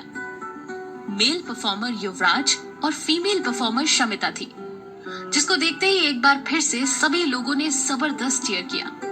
और करते भी क्यों ना, वो लोग बहुत बड़े सेलिब्रिटीज और आज के मेन परफॉर्मर थे, जिनका सुपर स्टनिंग परफॉर्मेंस आज के फंक्शन का सबसे बड़ा सरप्राइज एलिमेंट था। एक्सेल कॉलेज के लिए उनकी परफॉर्मेंस का सबसे बड़ा प्लस पॉइंट था। उनकी पॉपुलैरिटी को कैश कराकर अपने फंक्शंस को हिट करना, और युवराज के लिए यहाँ पर परफॉर्मेंस करने का सबसे बड़ा रीजन था अपने नेक्स्ट म्यूजिक एल्बम का फ्री में एडवर्टीजमेंट करना। अब स्टारडम नाइट और युवराज भी अगर यहाँ हो तो जाहिर सी बात है कि स्टोरी को कवर करने के लिए मीडिया भी वहां जरूर होगी। क्या बात है भाई, यहाँ तो फुल ऑन पब्लिक अपीयरेंसेस चल रहे हैं। ऐसे कॉलेज के स्टूडेंट्स का बड़ा फायदा हो रहा है। आपके कॉलेज में कभी हुई ऐसी धमाकेदार सेलिब्रिटी नाइट? मेरे कॉलेज में हुई थी एक बार। बादशाह और हाडी संधू आए थे। वैसे आप अपने कॉलेज फेस्ट्स और वो मेमोरीज के बारे में शेयर कर सकते हैं कमेंट सेक्शन में। आगे की कहानी और इस धुआंधार परफॉर्मेंस में कुछ स्यापा तो नहीं फैलता? जानने के लिए सुनते रहिए पॉकेट एफएम, आपकी आरजे प्रिया के साथ। हेलो दोस्तों, मैं हूँ आपके साथ आपकी आरजे प्रिया। कहानी को आगे बढ़ाते हैं और सुनते हैं चैप्टर 202, शैतानी चाल। युवराज और शमिता ने उसकी आने वाली नई एल्बम के सभी चार्टबस्टर डुएट सॉन्ग्स पर शानदार परफॉर्म किया। हर कोई उनकी जबरदस्त परफॉर्मेंस की फोटो क्लिक कर रहा था और वीडियोस भी बन रहे थे। वहीं रॉकी ये सब देखकर और भी अपसेट हो गया था। वो एक से बढ़कर एक परफॉर्मेंस को भी अपनी फूटी किस्मत को दोष देते हुए बुरा सा मुंह बनाए हुए देख रहा था और सोच रहा था कि अगर उसका भी लक काम कर जाता तो आलिया के साथ आज वो भी अपना जबरदस्त टैलेंट दिखाता। लेकिन उसकी तो किस्मत ही खराब थी। स्टारडम नाइट को जबरदस्त चेयर करने के बाद भी आलिया ने स्टेज पर अपने ऑल टाइम फेवरेट युवराज को अपने चार्मिंग अंदाज में परफॉर्म करते हुए देखा तो उसका दिल जोरों से धड़क रहा था। पिछली बार सिद्धार्थ की वजह से वो युवराज का कॉन्सर्ट नहीं देख पाई थी, लेकिन इस बार युवराज को लाइव परफॉर्मेंस करते हुए देखना यानी उसकी हसरत पूरी हो गई थी। उधर युवराज ने भी इतनी भीड़ में सामने ही बैठी हुई आलिया को न सिर्फ देख लिया बल्कि उसको पहचान कर एक स्माइल भी थी। बस इस इवेंट में एक ही खराबी थी और वो थी शमिता का डुएट परफॉर्मेंस। बाकी सभी लोगों की तरह वो भी न चाहते हुए भी सिद्धार्थ और युवराज को कंपेयर करने लगी, लेकिन इस बार उसको सिद्धार्थ का परफॉर्मेंस युवराज से किसी भी हालत में कम नहीं लगा। पर अभी भी युवराज के legendary music the call of love के आगे सिद्धार्थ का म्यूजिक उनने से रह गया। लेकिन आलिया के लिए ये कोई बड़ी बात नहीं थी। सिद्धार्थ के लिए इतना कॉम्प्रोमाइज तो वो कर ही सकती थी। जब वो उन दोनों की कंपैरिजन में खोई हुई थी तभी अचानक किसी ने उसके कंधे पर थपथपाया। हेलो आलिया। जब उसने चौंक कर पीछे मुड़कर देखा तो उसके बिल्कुल पीछे रोहित खड़ा मुस्कुरा रहा था। अरे तुम यहाँ? आलिया उसको वहां देखकर सरप्राइज हो गई। वो हंसकर बोला, हाँ यार, वहाँ बैक स्टेज पर खड़े खड़े मैं तो बोर हो रहा था, इसलिए ईशान को साथ लेकर यहीं आ गया। उसने देखा कि साथ में ईशान भी आ गया है। उन दोनों को देखकर आलिया ने पूछा, और सिद्धार्थ वो नहीं आया? नहीं, वो बैक स्टेज में किसी रिपोर्टर को इंटरव्यू दे रहा है, बस कुछ ही देर में वो भी आ जाएगा। ईशान ने मुस्कुराते हुए कहा, अब मेरे लिए थोड़ी जगह भी तो बनाओ, मैं बैठूंगा नहीं। कहते हुए रोहित ने बगल वाले स्टूडेंट से रिक्वेस्ट की और वो थोड़ा सा लेफ्ट साइड शिफ्ट हो गया और रोहित आलिया के पास बैठ गया। जब सुमन ने यह देखा तो उसने भी अपनी राइट साइड बैठे हुए लड़के को धमकाते हुए हल्की सी कोहनी मारी। वो बेचारा घबरा कर वहां से उठ ही गया और फिर उसने एकदम से अपने एक्सप्रेशन चेंज करके बड़े ही प्यार से मुस्कुराते हुए ईशान को बैठने के लिए रिक्वेस्ट किया।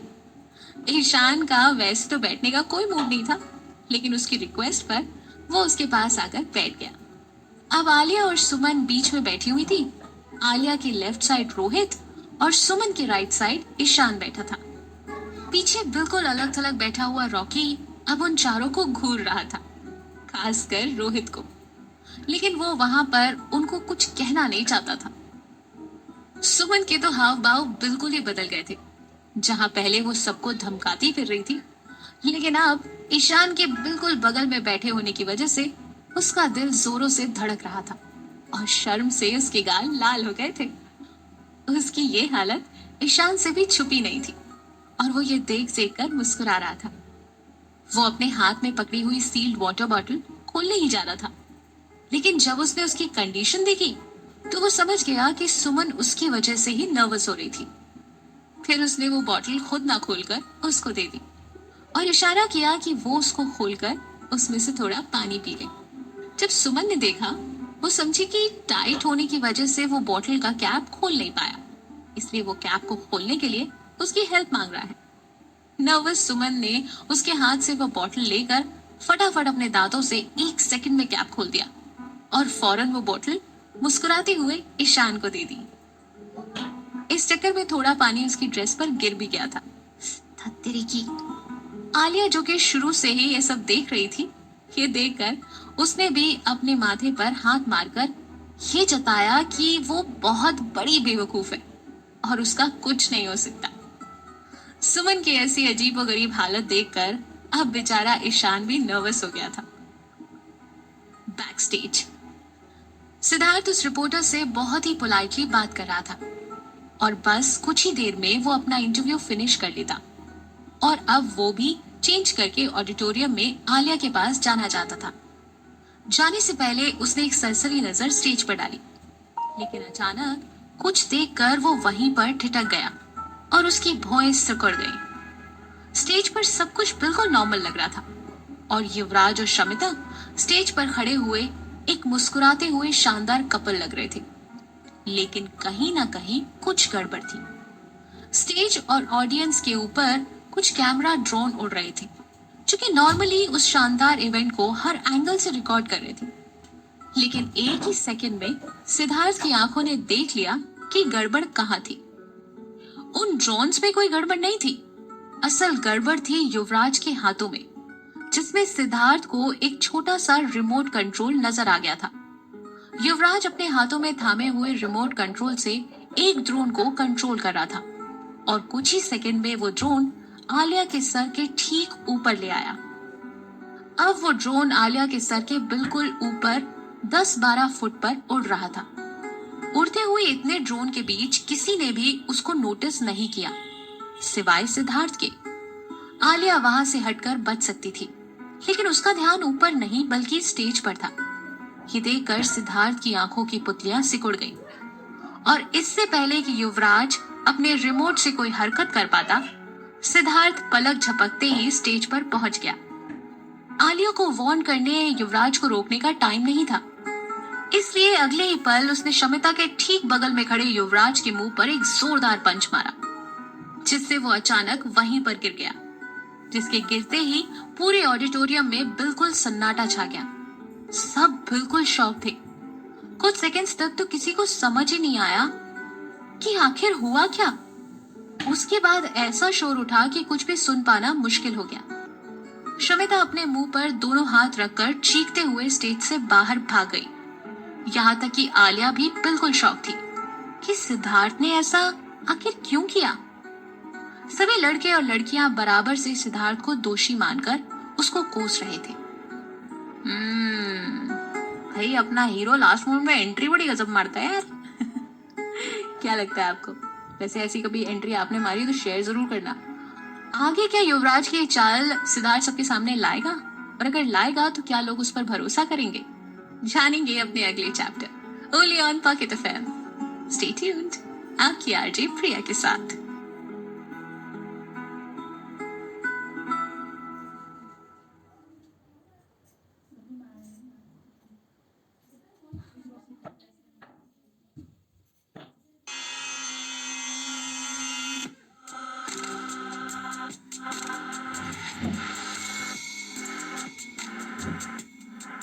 हेलो दोस्तों, मैं हूँ आपके साथ आपकी आरजे प्रिया और आप सुन रहे हैं पॉकेट एफएम। चलिए कहानी को आगे बढ़ाते हैं और सुनते हैं चैप्टर 203 कंफ्यूजन।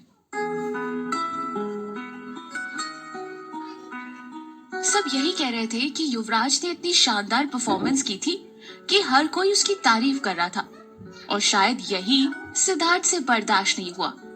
लेकिन इन सब के बीच युवराज, जो कि अभी भी स्टेज पर गिरा हुआ था और उसके होठों का एक किनारा फट जाने से हल्का सा खून भी निकल रहा था, लेकिन फिर भी उसके उस खूनी होठों पर एक सीक्रेट स्माइल थी, जिसको इस वक्त सिर्फ सिद्धार्थ ही समझ पा रहा था कि कैसे उसने फिर एक बार अपनी शैतानी चाल में उसको फंसा दिया था।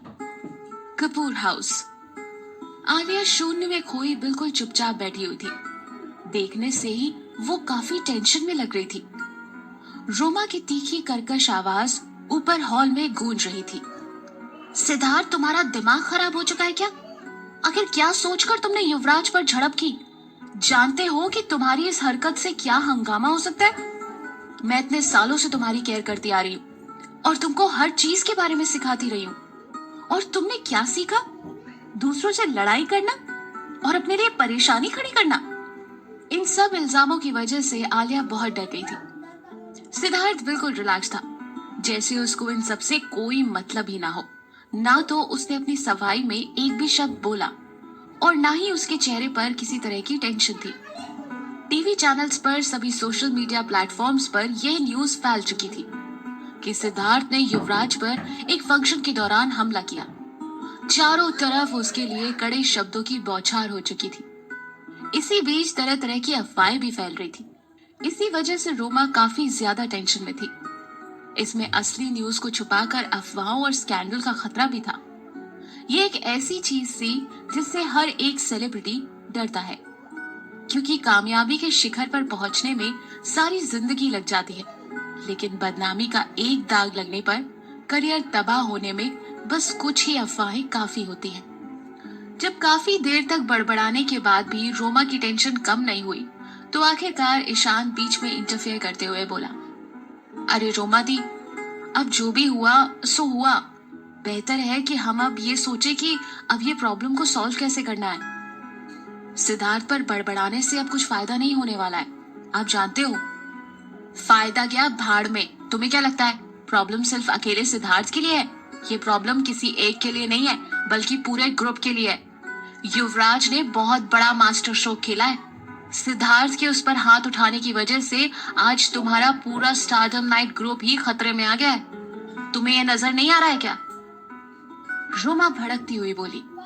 इस पूरी घटना की वजह से रोमा का सिर दर्द हो चुका था।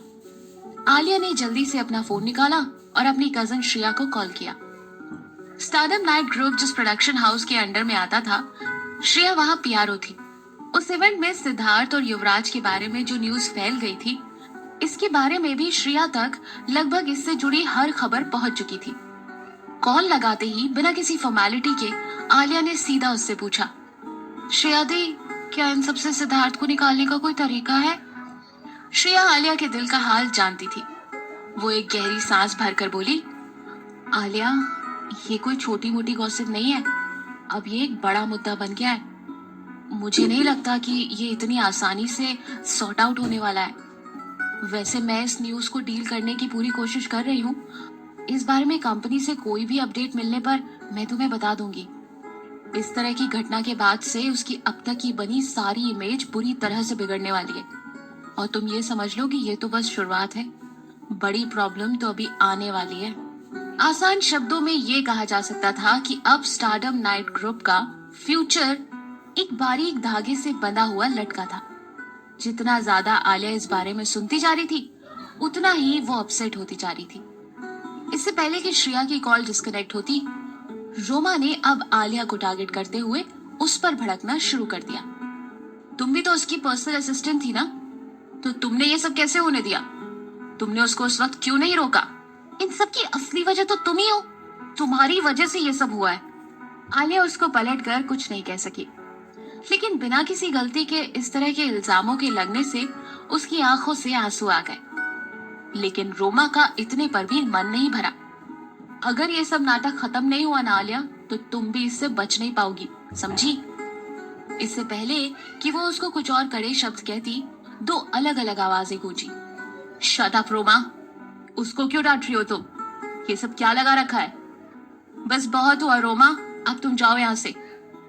रोमा दोनों आवाजों को एक साथ सुनकर सरप्राइज हो गई, जिसमें से एक आवाज श्रेया की थी और दूसरी आवाज सिद्धार्थ की थी। आलिया अभी भी टेंशन में वहीं खड़ी थी, जबकि एक साथ दो लोगों की डांट सुनकर रोमा बिल्कुल शॉक्ड होकर चुप हो गई थी। अपने दांत पीसती हुई रोमा अपने कंधे पर बैग रखते हुए बोली, जो मर्जी में आए ना वो करो, फिर खुद ही संभाल लेना। और हाई हील पहने हुए वहां से गुस्से से बाहर निकल गई। उसके जाने के बाद श्रेया ने आलिया को थोड़ी तसल्ली देते हुए कहा, फिक्र मत करो आलिया, तुम इस बारे में ज्यादा सोचकर टेंशन मत लो। रोमा की आदत है, अपने सभी जूनियर से वो इसी तरह से बात करती है। उसकी वजह से यहाँ सभी न्यूकमर्स बहुत परेशान रहते हैं। श्रेया की बात सुनकर आलिया ने मुस्कुराने की एक नाकाम सी कोशिश की, लेकिन उसका नॉर्मल हो जाना अभी इतना आसान नहीं था। अरे मैं ये कह रही थी कि वहां पर इतने सारे ड्रोन थे, तो युवराज के हाथ में रिमोट था, इस बात की वीडियो क्लिप निकाल कर न्यूज पे चला दो। अपने आप क्लियर हो जाएगा कि युवराज आलिया को नुकसान पहुंचाना चाहता था और हमारे हीरो ने उसको बचा लिया। तो जो सिद्धार्थ अभी सबकी नजरों में विलन बन रहा है, वो हीरो बन जाएगा। अरे यार, मुझसे पूछो क्या करना है, ये लोग मुझसे बात ही नहीं करते। एनीवेज, आगे की स्टोरी में क्या यही होता है या फिर कुछ और, जानेंगे ओनली ऑन पॉकेट एफएम आपकी आरजे प्रिया के साथ। Stay tuned.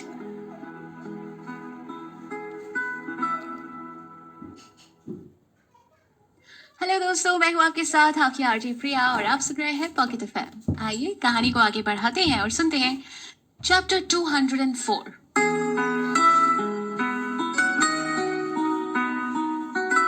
Alia call disconnect करके जैसे ही पीछे मुड़ी तो देखा सिद्धार्थ अपनी जीन्स की पॉकेट में हाथ डालकर आराम से खड़ा था। वो धीरे से उसके पास आया और एक गहरी सांस लेकर उसके सिर पर प्यार से हाथ फेरता हुआ, जिसका मतलब था कि वो उसको ये तसल्ली देना चाह रहा था कि जब तक वो है तब तक उसको किसी भी तरीके से परेशान होने की जरूरत नहीं, वो सब संभाल लेगा। आलिया से रहा ही नहीं गया और उसने बेचैन होकर सिद्धार्थ से पूछ ही लिया, आखिर तुमने ऐसा क्यों किया सिद्धार्थ? तुम्हें उसको पंच मारने की क्या जरूरत थी? वो इस बात को लेकर बहुत ज्यादा कंफ्यूज थी। अभी तक उसको इस सवाल का जवाब मिल ही नहीं रहा था। वो जानती थी कि सिद्धार्थ मूडी जरूर था, लेकिन किसी और की कामयाबी से कभी चलता नहीं था।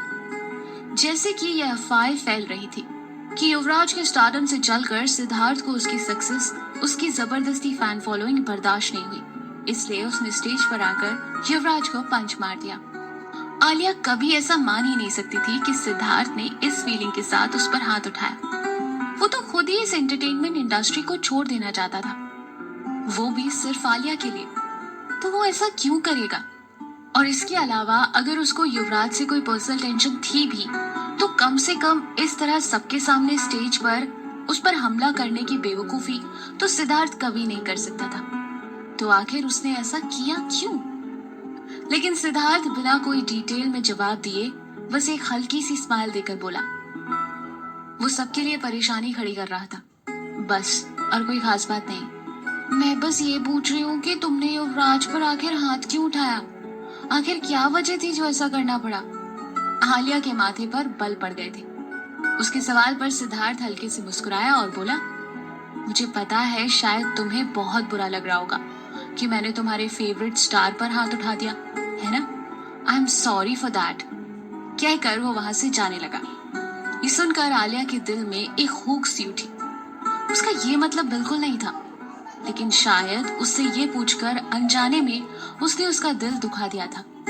लेकिन फिर भी उसने उसकी बात का बुरा नहीं माना। तभी पीछे से आलिया की आवाज आई, सिद्धार्थ, मुझे पता है कि मैं तुम्हारी तरह स्मार्ट नहीं हूँ और शायद मैं इस काबिल भी नहीं हूँ कि तुम्हारे लिए कुछ कर सकूं, लेकिन चाहे जो भी सिचुएशन हो मैं हमेशा तुम्हारे साथ हूँ।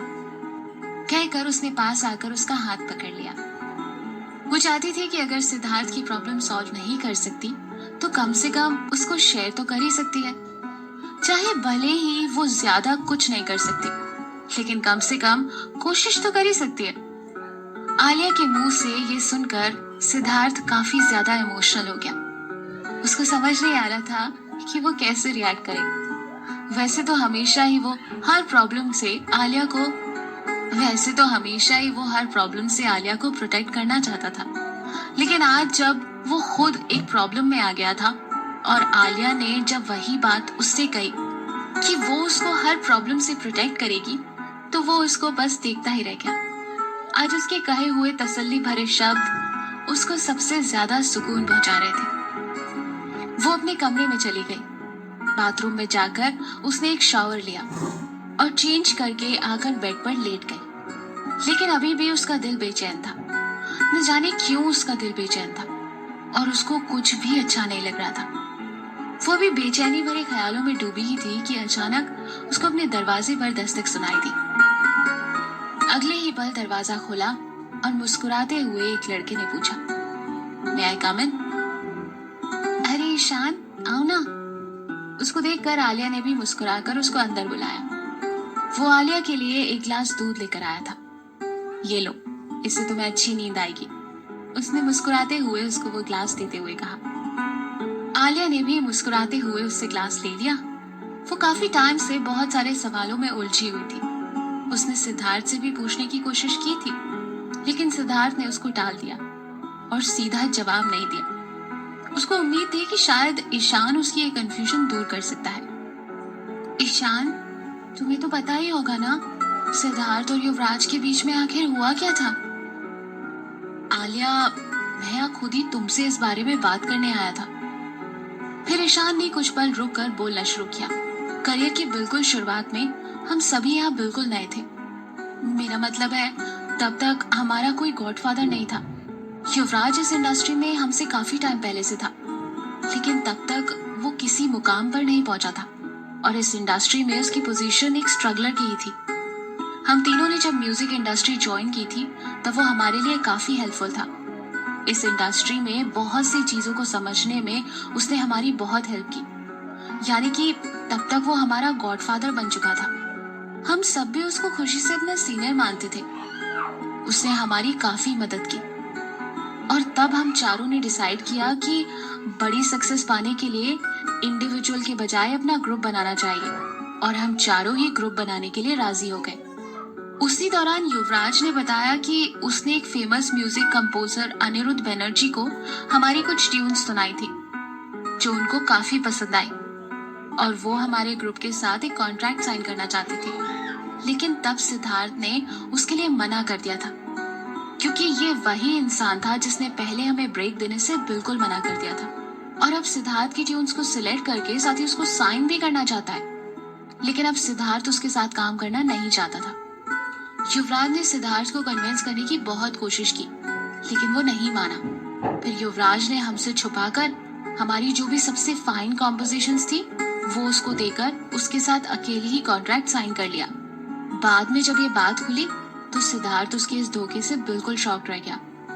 जब उसने युवराज से इस बारे में बात की तो वो हम पर ही बिगड़ कर बोला, मैं यहाँ दोस्ती निभाने नहीं आया हूँ, मुझे लाइफ में सक्सेसफुल होना है। तुम आज इसके साथ तो कल उसके साथ काम करने से मना कर दोगे तो ऐसे तो हमारा करियर शुरू होने से पहले ही खत्म हो जाएगा और मैं ऐसा नहीं चाहता। तुम्हारी सनक पर मैं अपना करियर डाउन नहीं लगा सकता। सिद्धार्थ को उसके ग्रुप छोड़कर जाने में कोई ऑब्जेक्शन नहीं था। उसको इस बात का बुरा लगा था कि उसने हमारी इतनी मेहनत से कंपोज की हुई सारी बेस्ट ट्यून्स चुराकर दूसरे प्रोड्यूसर के साथ उस पर गाने कंपोज करने के लिए सुना दी और ना सिर्फ उसको मूवीज में यूज भी किया, अपने नाम से सोलो एल्बम्स भी बना लिया जिसकी वजह से वो रातों रात सुपरस्टार बन गया। जब हमने उससे इस बारे में बात की तो उसने मुंह छुपाने की बजाय सीना ठोक कर कहा कि मैंने कोई ट्यून नहीं चुराई है और मैंने खुद ही उस पर काम किया था, इसीलिए वो मेरी भी ट्यून है। बिल्कुल साफ झूठ बोलकर वो मुकर गया था और हमारी ही ट्यून्स पर वो कामयाबी की चोटी पर पहुंच गया। अब वो सिर्फ सिंगर ही नहीं बल्कि अपनी पॉपुलैरिटी की वजह से टीवी शोज, वेब सीरीज और कुछ मूवीज भी साइन कर चुका है। उसके टॉप पर पहुंचने के पीछे सबसे बड़ा ब्रेक थ्रू हमारे signature music the call of love था जिस पर उसने चांद से खिली चांदनी सॉन्ग बनाकर अपने नाम से रिप्रेजेंट किया था। उसकी बात सुनते ही आलिया बुरी तरह से चौंक गई।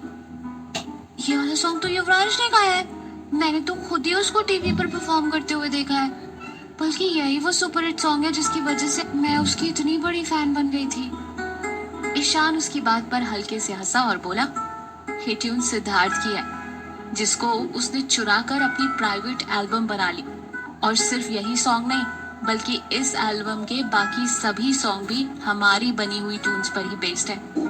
तो ये है चक्कर, ये है लड़ाई की असली वजह। चलिए अब आलिया का कम से कम थोड़ा बहुत भी कंफ्यूजन दूर तो हुआ कि वो जिसे एक्चुअल अपना हीरो मान रही थी वो विलन था और युवराज किसी भी तरीके की फैन फॉलोइंग डिजर्व नहीं करता। आगे जानेंगे इस सो कॉल्ड खुलासे का आलिया पर क्या असर पड़ता। ओनली ऑन पॉकेट एफएम आपकी आरजे प्रिया के साथ। Stay tuned.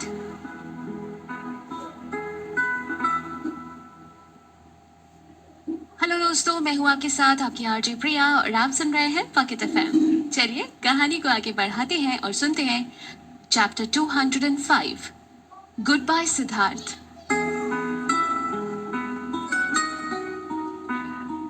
ईशान की बात सुनकर आलिया झुंझलाते हुए बोली, तो तुम लोगों ने कभी इस बारे में कुछ कहा क्यों नहीं और कभी उस पर कंप्लेन या फिर क्लेम क्यों नहीं किया?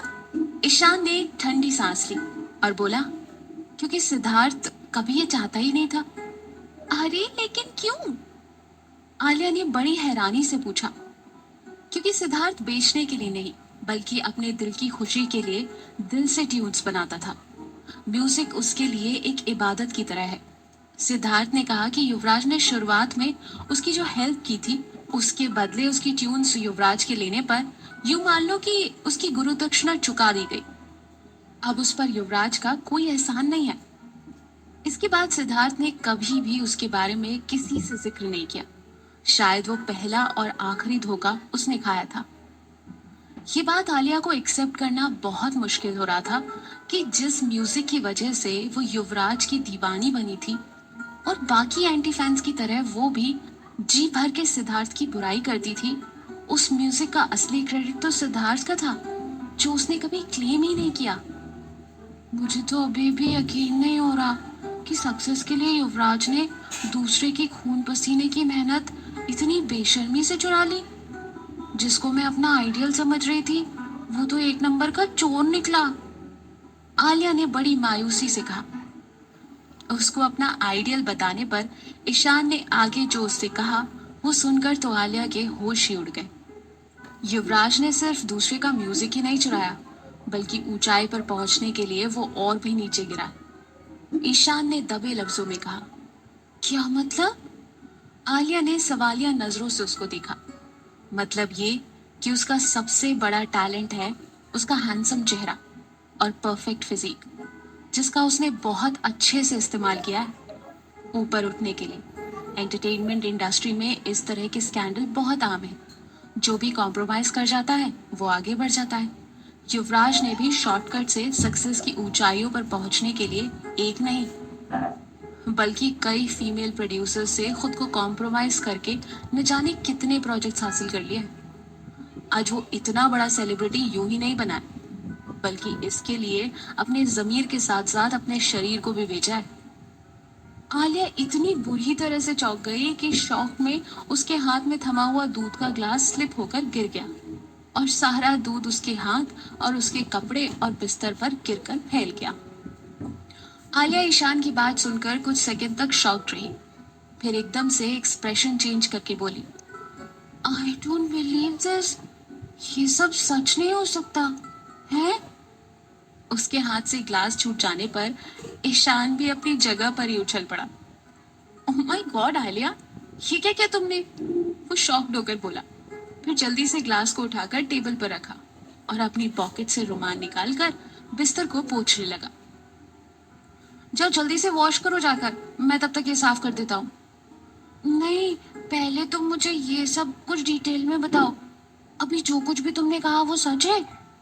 आलिया को अभी भी यकीन नहीं हो रहा था। वो इतनी ज्यादा शॉक थी कि उसको अपने कपड़े और बिस्तर पर बिखरे हुए दूध की भी परवाह नहीं थी। आई डोंट नो, मेरी किसी से दुश्मनी थोड़ी है और ना मैं उन लोगों के जैसा हूँ जो बेवजह किसी को बदनाम करे। वैसे मैं 100% श्योर नहीं हूँ, क्योंकि ये सब उस टाइम अफवाहें भी उड़ रही थी। लेकिन सच ये भी है कि ये सब पूरा झूठ नहीं हो सकता, इसमें कुछ ना कुछ तो सच्चाई थी। ईशान थोड़ा सीरियस होकर बोला। ईशान की बातें सुनकर आलिया चुप हो गई। वो उसको जानती थी, वो सच में एक जेन्युइन लड़का था। वो उन लोगों में से नहीं था जो इधर उधर की झूठी अफवाहें फैलाता। भले ही अब वो सिद्धार्थ को पसंद करती थी, लेकिन ये बात भी सच थी कि अभी कुछ टाइम पहले ही तो वो युवराज की डाई हार्ट फैन थी। इसलिए इसके बारे में इतना सब कुछ सुनना उसको आसानी से हजम नहीं हो पा रहा था। वो इतनी जल्दी से एक्सेप्ट नहीं कर पा रही थी कि उसका आइडियल युवराज ऐसा निकलेगा। वो एक लंबे टाइम से युवराज का famous music the call of love सुनती आई थी, जो कि उसका मोस्ट फेवरेट भी था। लेकिन अब उसको पता चला था कि वो थीम तो उसका था ही नहीं, बल्कि धोखे से सिद्धार्थ का म्यूजिक चुराया था उसने। स्कूल टाइम में आलिया को अपने खाने पर कंट्रोल नहीं था, इसलिए तब उसका काफी वेट बढ़ गया था। तब वो कोई खास मोटी तो नहीं हुई थी, लेकिन उसका चेहरा और गाल काफी मोटे और गोल बटोल हो गए थे, जिससे वो काफी क्यूट लगती थी। लेकिन क्लास की बाकी लड़कियां उसके मुकाबले काफी छरहरी थी और अक्सर इसी बात को लेकर उसके मोटेपन का मजाक उड़ाया जाता था। उस टाइम वो इन बातों को लेकर काफी डिप्रेशन में चल रही थी, क्योंकि उसके हिसाब से तो खूबसूरती का पैमाना स्लिम और पतला दुबला होना था। आलिया को भले ही उसके फ्रेंड्स स्टूपिड और इडियट कहा करते थे, लेकिन सच तो ये था कि वो भी बाकी टीनेजर्स की तरह काफी सेंसिटिव थी। वो अक्सर दुख भरे नॉवेल्स पढ़ती थी और रातों को लाइट म्यूजिक सुना करती थी। यही वो टाइम था जब युवराज सभी सिंगर्स की हिट लिस्ट में टॉप पर पहुंच गया था और क्लास में हर कोई उसका फैन हो गया था। और आलिया उनसे अलग नहीं थी। उसको भी युवराज का वो लाइट रोमांटिक म्यूजिक पसंद आने लगा था और वो उसकी तरफ अट्रैक्टेड होने लगी थी। और लास्ट में अपनी सोवर और रोमांटिक इमेज की वजह से वो उसका मोस्ट फेवरेट आइडल भी बन गया था।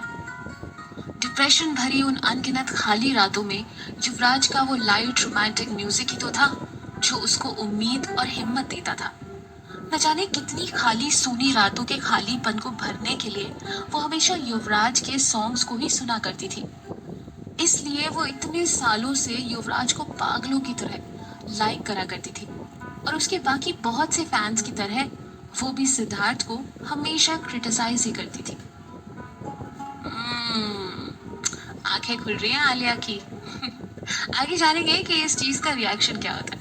ओनली ऑन पॉकेट एफएम, आपकी आरजे प्रिया के साथ। Stay tuned.